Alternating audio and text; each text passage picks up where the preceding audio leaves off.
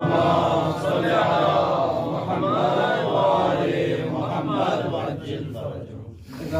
اور کلمہ گویا نے سرور کائنات محبان عصمت و طہارت، ہمارے یہاں پر انبیاء اور ائمہ کی عصمت کا عقیدہ پایا جاتا ہے۔ ہر شیعہ پر یہ فرض ہے کہ ہر نبی کو معصوم مانے اور ہر امام کو معصوم مانے۔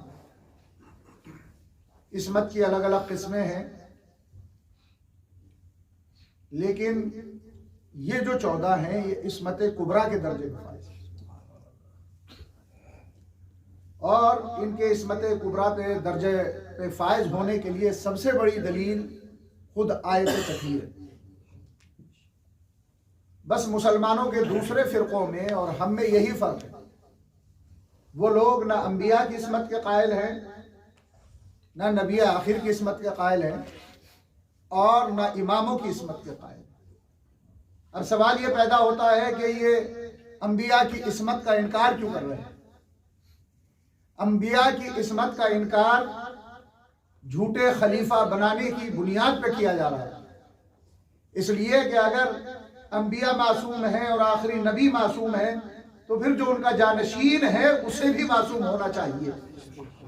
لہذا دنیا والوں نے جسے جانشین پیغمبر بنایا بعد وفات رسول اور جسے اپنا رہبر تسلیم کیا، ان کی پوری زندگی گناہوں میں گزری، تو لہذا ان کے پاس عصمت نہیں ہے، ان کے دامن پہ گناہوں کے دھبے ہیں، ظلم کے دھبے ہیں، غصب کے دھبے ہیں۔ حضرت آدم سے لے کر اور امام مہدی علیہ السلام تک ہمارے یہاں پر جو سلسلہ ہے وہ عصمت کا سلسلہ ہے، پاکیزگی کا سلسلہ ہے۔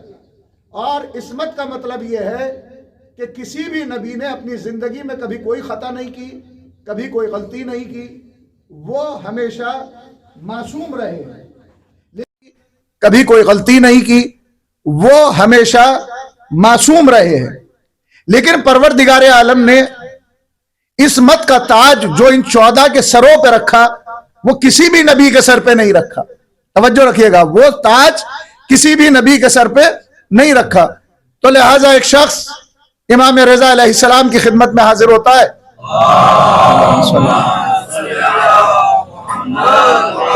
کیونکہ یہ شب امام رضا علیہ السلام سے مخصوص ہے تو میں نے سوچا کہ اسی عنوان سے ربط دیا جائے۔ تو وہ عرض کرتا ہے مولا کی بارگاہ میں کہ مولا کیا جتنے نبی ہیں وہ سب معصوم ہیں؟ تو میرے مولا نے فرمایا کہ بے شک سب معصوم ہیں۔ تو وہ گویا ہوتا ہے اور کہتا ہے کہ مولا حضرت آدم سے تو معاذ اللہ ثم معاذ اللہ خطا سرزد ہوئی ہے، اور قرآن کریم کہہ رہا ہے کہ آدم سے جو ہے وہ خطا سرزد ہوئی ہے۔ تو مولا مسکرائے اور فرمایا کہ آدم سے غلطی سرزد نہیں ہوئی، خطا سرزد نہیں ہوئی۔ کہا کہ دلیل کیا ہے؟ کہا کہ دلیل یہ ہے کہ پروردگار عالم نے جس شجر کے پاس جانے سے منع کیا تھا، آدم تو اس شجر کے پاس گئے ہی نہیں، نہ اس شجر کا پھل کھایا۔ اب یہ میری خطابت نہیں ہے، یہ 8ویں امام علیہ السلام کا قول ہے جو مولا اسے جواب دے رہے ہیں۔ کہا کہ شیطان جب جنت میں داخل ہوا تو اس نے پہلی مرتبہ جھوٹی قسم کھائی۔ اب سے پہلے کسی نے کوئی قسم نہیں کھائی تھی، ابلیس نے پہلی قسم کھائی تو وہ جھوٹی قسم کھائی، اور جھوٹی قسم کھانے کے بعد کہا کہ آدم تمہیں اس درخت کے پاس جانے سے منع کیا تھا، لیکن اس درخت کے پاس جانے سے تو منع نہیں کیا تھا۔ تو وہ درخت اس سے ملتا جھلتا تھا، توجہ رکھیے گا، وہ درخت اس سے ملتا جھلتا تھا۔ تو میرے مولا نے فرمایا کہ دیکھو احتیاط کا تقاضا تو یہی تھا کہ اگر درخت اس سے ملتا جھلتا بھی تھا تو آدم کو اس درخت کا بھی پھل نہیں کھانا چاہیے تھا۔ بس عزیزان گرامی، نبیوں کی عصمت میں اور محمد و آل محمد کی عصمت میں یہی فرق ہے، نبی سے ترک اولا ممکن ہے لیکن ان 14 سے ترک اولا بھی ممکن نہیں ہے۔ صلوات پڑھ دیں محمد و آل محمد۔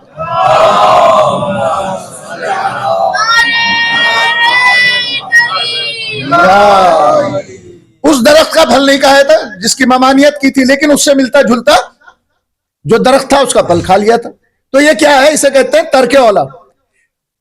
اولا تو یہ تھا کہ اس کو بھی ترک کر دیا جاتا، اس لیے کہ وہ گناہ نہیں ہے اور اللہ نے نہ اس دوسرے درخت کے پاس آنے سے منع کیا تھا، لیکن نبی کی شان یہ ہے کہ ترک اولا سے بھی پرہیز کرنا چاہیے تھا۔ تو پروردگار عالم نے اپنے انبیاء کی عظمت کو بتایا کہ دیکھو ہمیں آدم کو زمین پہ بھیجنے کا، یہ میرے اپنے جملے، ہمیں آدم کو زمین پہ بھیجنے کا ایک ہیلا چاہیے تھا، اس لیے کہ آدم تھے جنت میں۔ اگر کوئی مہمان ہمارے یہاں پر آئے تو ہم اسے ایسے تو نہیں کہہ سکتے کہ آپ فلاں جگہ تشریف لے جائیں، تو لہٰذا ایک ہیلا چاہیے تھا۔ تو پروردگار عالم نے وہ ہیلے کو تلاش کیا اور اسی ہیلے کی بنیاد پر آدم کو زمین پر بھیجا گیا، اور آدم جب زمین پہ آئے تو پھر وہ اللہ کی توبہ، اللہ کی خدمت میں استغفار، آنکھوں میں آنسو ہیں، آدم گریہ کر رہے ہیں، اے آدم آپ یہ رو کیوں رہے ہیں، یہ آنکھوں میں آنسو کیوں ہے؟ آدم بتا رہے ہیں اللہ بھی اس وقت تک توبہ قبول نہیں کرتا جب تک کہ آنکھ سے آنسو نہ نکل جائے۔ صلوات پڑھ دیں محمد و آل محمد پر۔ توبہ و استغفار کے لیے ضروری ہے کہ انسان گر جائے۔ یہ ہے امام رضا علیہ السلام، آپ نے بے پناہ علمی جواب دیے ہیں۔ آج شب شہادت ہے 8ویں امام علیہ السلام کی، اور لوگ بڑی عقیدت رکھتے ہیں امام رضا علیہ السلام سے، اور کیوں نہ رکھیں عزیزان گرامی، آپ بھی اپنے اجداد کی طریقے سے بے پناہ عبادت گزار۔ یہ شب توبہ، شب مغفرت ہے، امام رضا کے صدقے میں ہمارے اور ہمارے مرحومین کے پروردگار عالم گناہ بخش دے۔ تو عزیزان گرامی، آپ بھی ایک رات میں 1000 رکعت نماز کی ادائیگی فرماتے، اور آپ کا زہد اور تقوی اپنے آباء و اجداد کی طریقے سے مشہور تھا۔ لیکن امام رضا کی خصوصیت یہ ہے کہ آپ کو ظاہری ولی عہدی نصیب ہوئی، یعنی آپ کو حاکم وقت نے، بادشاہ وقت نے خراسان کا حاکم معین کیا، ولی معین کیا، اور آپ وہ جلیل القدر امام ہیں جن کے نام کا سکہ بادشاہ نے خود شائع کرایا، جسے کیا کہتے ہیں؟ سکہ امام رضا۔ بادشاہ نے کہا کہ اس سکے کے اوپر امام رضا کے نام کو لکھا جائے اور اسے رائج کر دیا جائے۔ بادشاہ یہ کہہ تو گیا اپنی حکومت کو بچانے کے لیے، اور امام رضا کا نام کا سکہ رائج ہوا، تو اب وہ سکہ پھیلا۔ جب وہ پھیلا تو مولا کے چاہنے والے عقیدت سے اسے چومنے لگے۔ تو ایک مرتبہ جو درباری تھے انہوں نے کہا کہ اگر اسی طریقے سے یہ سکے چھپتے رہے نا، بھائی انہی کا سکہ چلے گا، تیرا سکہ نہیں چلے گا۔ صلوات پڑھیں محمد و آل محمد پر۔ انہی کا سکہ چلے گا، تیرا کوئی سکہ نہیں چلے گا، تو لہٰذا اس سکے پہ پابندی لگا دی جائے۔ تو بہرحال اب نئے سکے بننے بند ہو گئے۔ جب نئے سکے بند ہوئے تو مولا کے چاہنے والے اسی سکے کے اعتبار سے تجارت کر رہے تھے۔ کہا کہ ایسا کر، اگر یہ سکے مارکیٹ میں رہ گئے تو پھر تیرے سکے کی کوئی حیثیت نہیں رہے گی، تیری بادشاہت کی کوئی حیثیت نہیں رہے گی۔ تو حاکم نے حکم دیا جتنے سکے سب آ کر جمع کرائے ان سکوں کو، اور اگر کسی کے پاس یہ سکہ مل گیا تو پھر اس پہ حد جاری ہوگی اور اس کی خیر نہیں ہے۔ عزیزان گرامی، مولا کے چاہنے والوں نے جب یہ دیکھا تو انہوں نے سکے خریدنے شروع کیے اور اپنے پاس رکھنے شروع کیے۔ جب انہوں نے یہ حالات دیکھے، بادشاہ وقت کے پاس گئے کہ 3 روز ہو گئے اعلان کرتے ہوئے لیکن ایک بھی سکہ کوئی بیچنے کے لیے نہیں آیا۔ کہا کہ اب تلاشی شروع کی جائے۔ اب جب تلاشی شروع ہوئی گئی تو مولا کے چاہنے والوں نے کیا کیا امام علیہ السلام کے نام کا سکہ لیا, اسے کپڑے میں لگایا اور بازو پہ باندھ لیا. اب ان کی تلاشی لی جا رہی ہے, یہ بھی محفوظ, ان کا مال بھی محفوظ. تو عزیزان گرامی, امام ضامن کا چلن ہمارا وہاں سے چلا. اب سکہ جو تھا وہ تو تھے محدود. اب علی کے چاہنے والوں کو اور امام کے چاہنے والوں کو یہ عقیدہ ہو گیا کہ اگر امام کے نام کا ضامن ہمارے بازو پہ آ جائے تو دنیا کچھ نہیں بگاڑ سکتی. ہمارا سفر بھی محفوظ, ہمارا مال بھی محفوظ, ہماری اولاد بھی محفوظ, ہماری جان بھی محفوظ. بادشاہ نے کرنسی کو ختم کرنا چاہا, سکے کو مٹانا چاہا.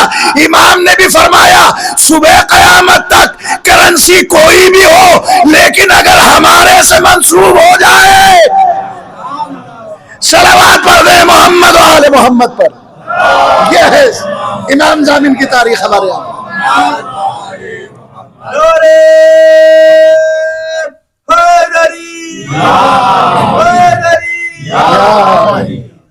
اور پھر آپ چلیے, حاکم نے دوسری غلطی اور کی. دوسری غلطی کیا کر بیٹھا, عید کا موقع آیا, کہا کہ مولا ایسا ہے کہ آج اس مرتبہ عید کی نماز آپ پڑھائی.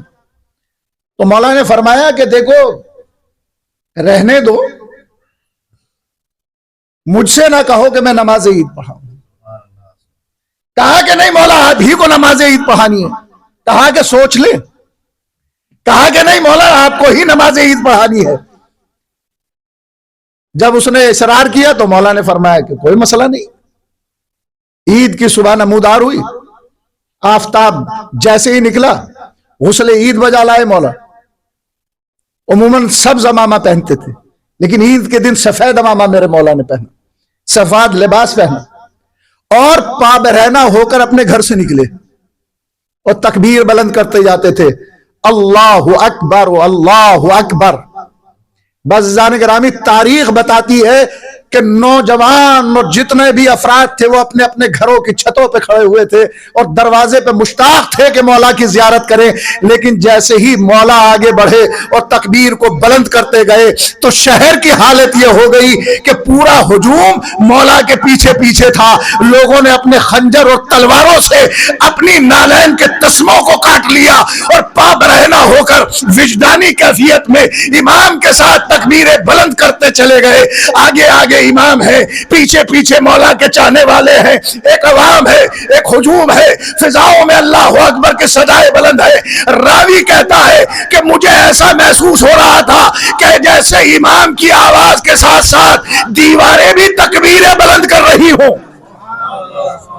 ایک شخص مامون کی خدمت میں آیا بادشاہ کی, اگر یہی حالت رہی تو معلوم نہیں کہ کیا ہو جائے گا, تیری حکومت کا تختہ پلٹ جائے گا, لہذا ان سے معذرت کر لے اور حکم دے کہ جو نماز پڑھاتا تھا وہی نماز پڑھائے. مامون نے اپنے وزیر کو بھیجا, امام کی خدمت میں آیا, اے مولا اتنا بڑا ہجوم آپ کے ساتھ چل رہا ہے, آپ کو بڑی زحمت ہو رہی ہے, لہذا آپ گھر تشریف لے جائیں, جو نماز پڑھاتا تھا وہی نماز پڑھائے. مولا مسکرائے اور مسکرانے کے بعد بیت الشرف کے طرف بڑھ گئے. میرے مولا نے فرمایا کہ میرے مولا نے اشارہ دیا اپنی مسکراہٹ میں کہ تم تلوار کے زور سے تو لوگوں کے سروں کو جھکا سکتے ہو, لوگوں کے دلوں کو اپنی طرف کیسے جھکاؤ گے. صلوات پڑھ دے محمد و آل محمد. لوگوں کے دلوں کو کیسے جھکاؤ گے, لوگوں کے دلوں پہ تو ہماری حکومت ہے عزیزان گرامی. امام وقت کی حکومت لوگوں کے دلوں پہ. یہ ہے امام علیہ الصلوۃ والسلام کی ذات عزیزان گرامی. یہ امام رضا علیہ السلام کی جو شخصیت ہے بڑی عظیم شخصیت ہے. بادشاہ وقت پریشان ہے, قحط پڑ گیا ہے, ایک پانی کا قطرہ نہیں گر رہا, لوگ فاقے کی نوبت پہ پہنچ چکے ہیں, نہ پانی ہے اور نہ کھانا ہے. بادشاہ وقت خود مولا کی خدمت میں آئے اور عرض کرتا ہے کہ مولا میں آپ سے گزارش کرتا ہوں کہ اللہ کی بارگاہ میں دعا کریں, آپ کی دعا پروردگار عالم قبول کرے گا. ہم دعائیں کر کر کے تھک گئے. امام نے فرمایا صحیح ہے, 2 شنبے کو باران رحمت کا نزول ہو جائے گا. امامت جو کہہ دیتی ہے وہ ہو جاتا ہے. دوشنبہ آیا، میرے مولا نے دست دعا کو بلند کیا، ٹھنڈی ہوائیں چلنے لگی، بادل آنے لگے، باران رحمت کا نزول ہونے لگا، لوگ مسرور ہونے لگے۔ لوگوں نے اپنی نگاہوں سے اس منظر کو دیکھا تو لوگ امام کی طرف متوجہ ہونے لگے۔ مامون کا دربار ہے، 3-4 روز ہو چکے ہیں، شہر میں ہر طرف امامت اور امامت کی فضیلت کی باتیں ہو رہی ہیں اور اسی معجزے کو بیان کیا جا رہا ہے۔ ایک حنیف نام کا شخص مجمع میں بیٹھا ہوا تھا، اس سے برداشت نہیں ہوا، وہ آگے بڑھا اور بڑھنے کے بعد کہا کہ آپ اپنی بات کو بادشاہ وقت سے اونچی کرنا چاہتے ہیں۔ میرے مولا نے فرمایا کہ کیوں؟ کہا کہ اس لیے کہ آپ یہ جو دعا والی باتیں پھیلا رہے ہیں، اس کے ذکر سے کیا ملنے والا ہے؟ بہت دن سے بارش نہیں ہوئی تھی، اگر آپ دعا بھی نہیں کرتے تو بارش تب بھی ہو جاتی۔ تو امامت مسکرائی اور مولا نے فرمایا کہ ایک تو میں بادشاہ کی کرسی سے اونچی اپنی کرسی نہیں کرنا چاہ رہا ہوں، مجھے کیا ضرورت ہے، اور دوسرا یہ ہے کہ اللہ کی رحمت سے باران رحمت کا نزول ہوا ہے، اس کا کریڈٹ میں نہیں لینا چاہ رہا ہوں، لیکن یہ سب جانتے ہیں کہ اللہ کی بارگاہ میں میں نے دعا کی ہے، اور نہ میں اس کا ذکر کرنا چاہتا ہوں، میں تو اس وقت بھی اللہ کا شکر گزار ہوں کہ اس نے باران رحمت کا نزول کیا۔ اس نے ایک جملہ اور کہا تھا، کہا کہ مولا اگر آپ کے اندر یہ فضیلتیں ہیں تو پھر آپ حکم دیں یہ جو شیر قالین ہے، جو مسند پہ شیر بنے ہوئے ہیں، تصویر بنی ہوئی ہے، یہ مجسم ہو جائیں اور مجھے کھا لیں۔ تو میرے مولا نے فرمایا کہ نہ مجھے شہرت کی طلب ہے، سب اللہ کا کرم ہے، لیکن اگر تجھے زیادہ ہی شوق ہے کہ یہ شیر مجسم ہو جائے اور تجھے کھا لے، تو اے شیرو میں تمہیں حکم دیتا ہوں کہ اس فاسق و فاجر کو چیر کر ختم کر دو اور انہیں نکل جاؤ۔ عزیزان گرامی، اسی وقت وہ شیر مجسم ہوئے اور اس شخص کو نگل گئے۔ آپ نے دیکھا 2 موقع ایسے ہیں جہاں پر انہوں نے اپنی ہلاکت مانگی۔ ایک تو وہ وقت جب حضرت علی کی ولایت کا مسئلہ آیا تو حارث بن نعمان فہری نے رسول سے کہا، یا رسول اللہ اگر آپ نے اپنی طرف سے نہیں کہا، اللہ کی طرف سے کہا ہے تو مجھ پہ عذاب نازل ہو جائے۔ تو آسمان سے پتھر آیا، حارث فنار ہو گیا۔ ایک موقع یہاں پہ ہے، امام رضا کی امامت کی میں شک کیا، پروردگار عالم کے اذن سے شیر جو تصویر میں تھا وہ حقیقت بن گیا، اس کو نگل گیا۔ میرے مولا نے اپنی عظمت کو ظاہر کر کے بتا دیا کہ دیکھو اولنا محمد ووسطنا محمد وآخرنا محمد وکلنا محمد، اور 2 لفظ استعمال کی اس فاجر اور اس فاسق کو۔ اس کا مطلب یہ ہوا کہ جو امامت میں شک کرے وہ فاسق بھی ہوتا ہے، فاجر بھی ہوتا ہے۔ صلوات پڑھ دے محمد و آل محمد پر۔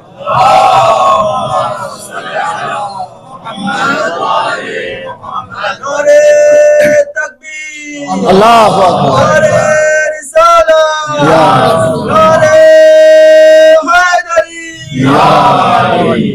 وہ فاسق بھی ہوتا ہے، وہ فاجر بھی ہوتا ہے۔ امام رضا علیہ السلام کے اگر آپ علمی کارنامے دیکھیں تو عیسائیوں سے آپ کے مناظرے ہیں، اور اسی طریقے سے یہودیوں سے امام علیہ السلام کے جو مناظرے ہیں وہ ایک پوری تفصیل ہے امام رضا علیہ السلام کی۔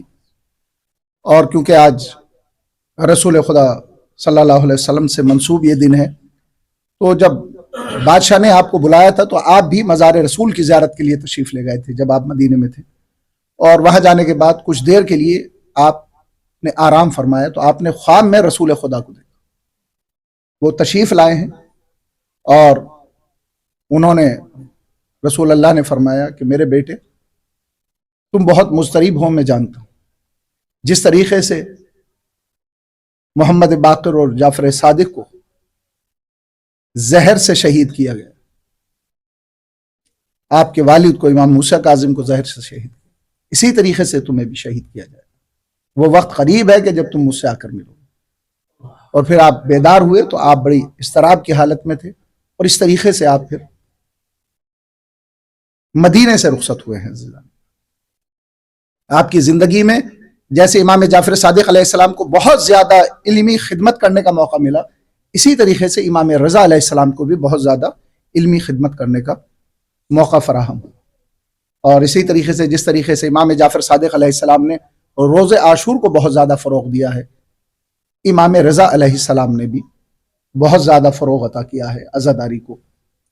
یوم عاشور ہے اور دیبل مولا کا چاہنے والا ایک مرتبہ مولا کی خدمت میں آتا ہے، جو کہ بہت بڑا شاعر ہے اپنے زمانے.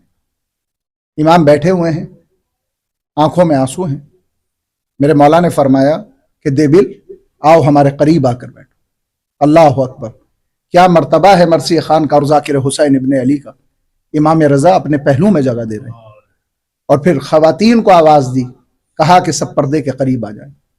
دیبل کی طرف متوجہ ہونے کے بعد کہا دیبل جاؤ، آج عاشور کا دن ہے، میرے جد کے مصائب کو بیان کرو.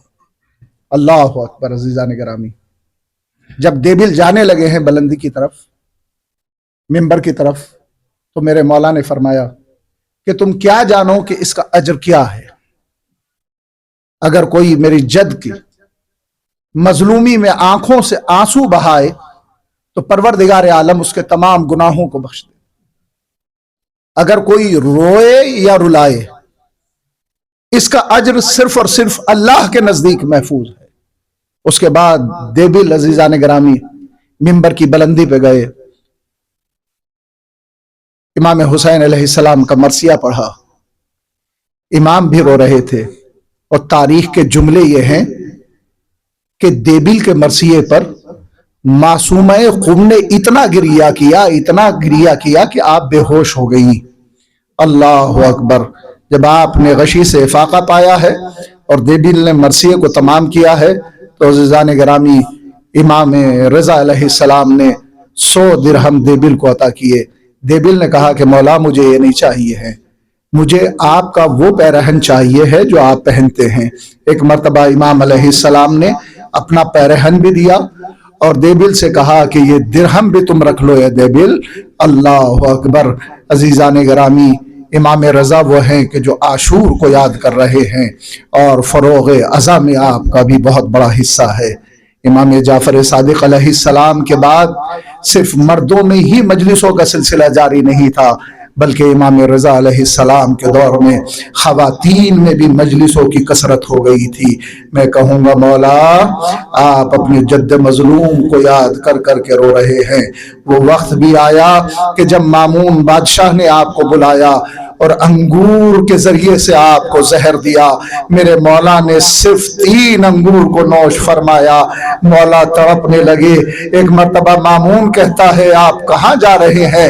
میرے مولا نے فرمایا جہاں تو بھیجنا چاہتا ہے میں وہیں جا رہا ہوں. مولا نے اپنے چاہنے والے کو ساتھ لیا، حجرے میں آئے، دروازے کو بند کر دیا. ہاں عزیزان گرامی یہ دوسرا منظر دیکھیے. امام رضا کے بیٹے امام محمد تقی علیہ السلام مدینے میں مسجد النبوی میں ہے. ایک غیبی آواز آئی، اے تقی اگر اپنے بابا سے ملاقات کرنا چاہتے ہو تو خراسان آ جاؤ. امام محمد تقی نے سر سے امامے کو اتارا، بیت الشرف میں تشریف لائے، بابا کی خبر شہادت دی، اعجاز سے خراسان پہنچے، دق الباب کیا. 2 تاریخیں ہیں. دوسری تاریخ یہ بتاتی ہے کہ امام رضا خود اپنی جگہ سے بلند ہوئے، دروازے کو کھولا، اپنے لال کو اپنے سینے سے لگا لیا. میں کہوں گا آقا ارے بڑے خوش نصیب ہے، آخری وقت میں اپنے لال کو اپنے سینے سے لگا لیا. لیکن کربلا کے میدان میں جب شمر کا خنجر چل رہا تھا آقا حسین کے پاس کوئی نہ تھا. عزیزان گرامی تبرکات امامت امام محمد تقی کے حوالے کیے. میرے مولا دنیا سے رخصت ہو گئے. ارے امام محمد تقی نے غسل و کفن پہنایا، آپ کی تکوین کی، میں کہوں گا مولا ارے آپ کو غسل و کفن آپ کے لال نے دے دیا، لیکن ہائے حسین ارے جلتی ہوئی زمین پہ لاشا پڑا ہوا ہے، ارے بیٹے نے تکفین کر دی نا، بیٹا مطمئن ہو گیا نا، لیکن ہائے زینب و ام کلثوم، ہائے عابد بیمار جس کے ہاتھوں میں ہتھکڑیاں تھی، پاؤں میں بیڑیاں، ارے اس جگہ سے گزارا گیا جہاں شہداء کے لاشیں پڑے ہوئے تھے۔ انا للہ و انا الیہ راجعون۔